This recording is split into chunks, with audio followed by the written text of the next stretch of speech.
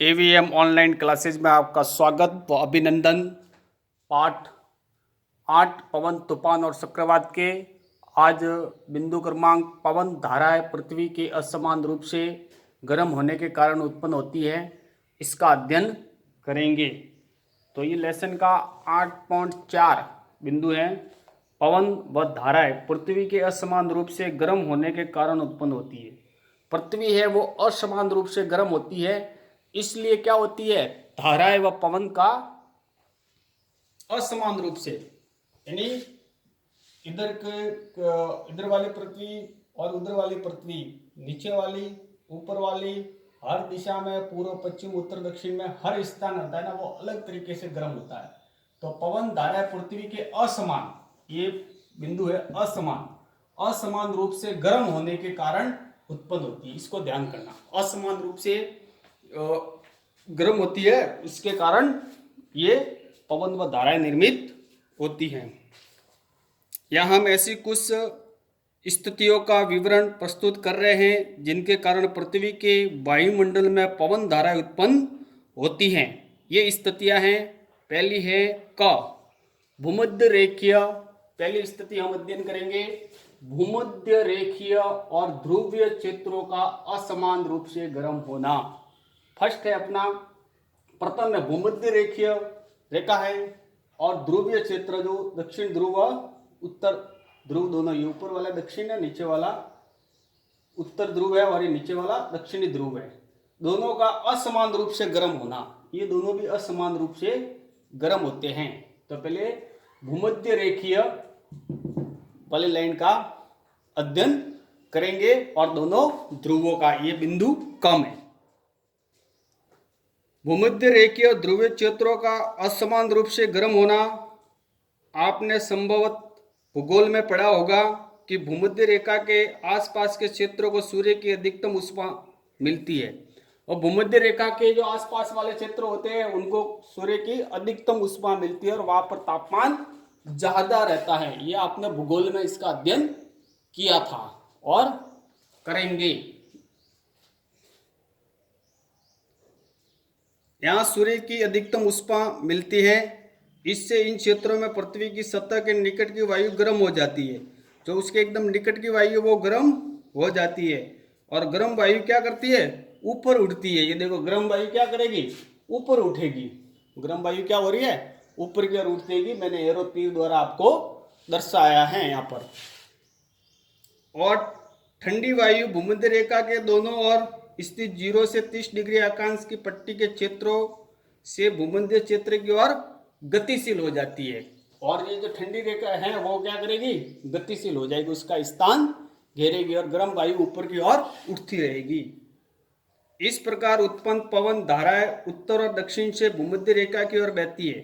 किधर, कौन सी दिशा में बहेगी है, इस प्रकार की उत्पन्न पवन व धाराएं दक्षिण से भूमध्य रेखा की ओर बहती है, दक्षिण दिशा से। ये दक्षिण क्षेत्र है, यहां से ये ऊपर की ओर बहेगी या उठेगी। ध्रुवों पर वायु पृथ्वी के लगभग 60 डिग्री अक्षांश तक के क्षेत्रों की वायु से अधिक ठंडी होती है। इन क्षेत्रों में गर्म वायु ऊपर उठती है, जिसका स्थान लेने के लिए ध्रुवों से ठंडी वायु उस ओर आती है। ये ध्रुवों से ठंडी वायु है वो उस ओर आएगी और ये गर्म होकर ऊपर उठेगी। इस प्रकार वायु का प्रवाह ध्रुवों से अपेक्षाकृत अधिक गर्म क्षेत्रों की ओर होता रहता है, जैसा कि चित्र में दिखाया गया है। जैसा कि मैंने आपको बिंदु क को चित्र द्वारा प्रदर्शित किया गया है और वायु की गर्म ठंडी वायु जो ऊपर होकर उड़ती है, उसका स्थान लेने के लिए आ रही है, उसको मैंने एरो यानी तीर के निशान से आपको बताने का प्रयास किया है। आपकी अभ्यास पुस्तिका में इसका चित्र अच्छी तरह से दिया गया है। उसके ऊपर लिखा गया है, पृथ्वी पर असमान तापन के कारण वायु के प्रवाह का पैटर्न। ये पैटर्न आपकी किताब में पूरा बना हुआ है और उसका और विशेष तरीके से आप अध्ययन करना। इस प्रकार हम इससे हमको क्या समझ मिलेगी, इस प्रकार हम समझ सकते हैं कि 30 डिग्री तथा 60 डिग्री अक्षांश के क्षेत्रों के असमान रूप से गर्म होने के कारण पवन का प्रवाह 30 डिग्री अक्षांश से 60 डिग्री अक्षांश की ओर होगा। पवन के प्रवाह की दिशा उत्तर दक्षिण दिशा में उत्तर से दक्षिण की ओर अथवा दक्षिण से उत्तर की ओर होती है, ये ध्रुवों की ओर ही होगी। दिशा में ये परिवर्तन पृथ्वी के घूर्णन के कारण होता है। दिशाओं में ये परिवर्तन किस लिए होता है कि पृथ्वी अपने अक्ष पर घूमती रहती है। दूसरा है ख। अब है ख वाला है थल यानी स्थान। थल और जल का असमान रूप से गर्म होना।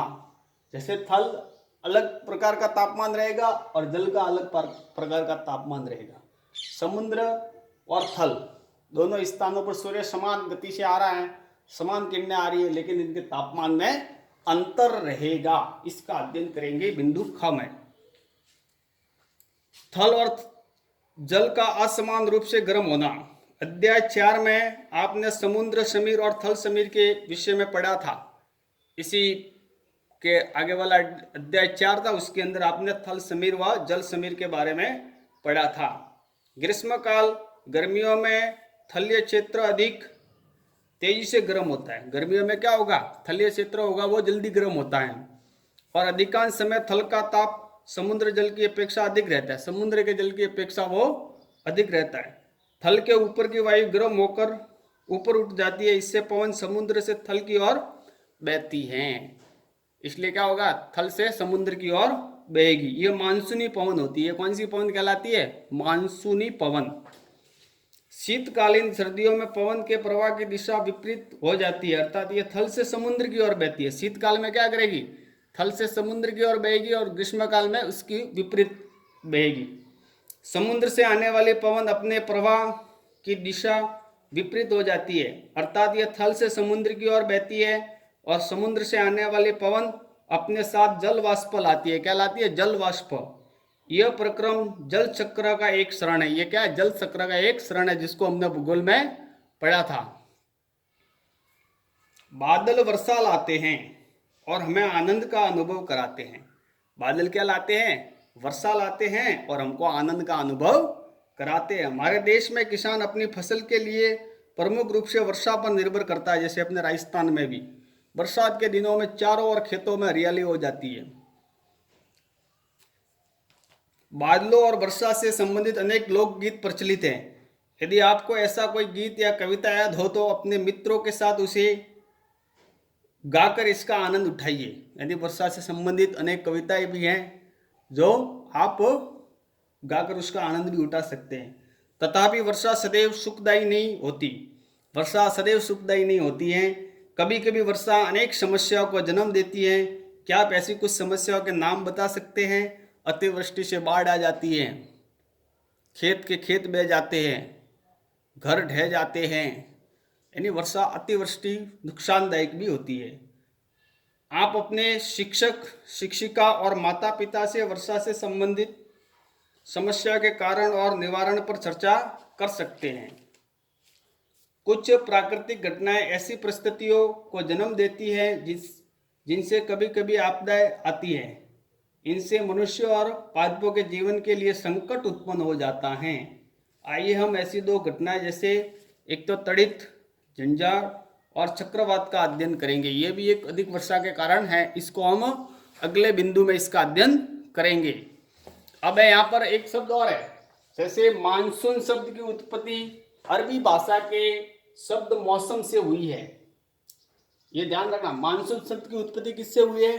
अरबी भाषा के मौसम से हुई है, जिसका अर्थ क्या होता है? ऋतु। जिसका अर्थ क्या होता है? ऋतु। सर्दी, गर्मी, वर्षा, ये ऋतु होती है। वो ऋतु गर्म मानसून हवाएं अपने साथ जल वाष्प लाती है। गर्म जो मानसूनी हवाएं होती है वो क्या करती है? अपने साथ में जल वाष्प लाती है, जिससे वर्षा होती है। आज के लिए बस इतना ही। धन्यवाद।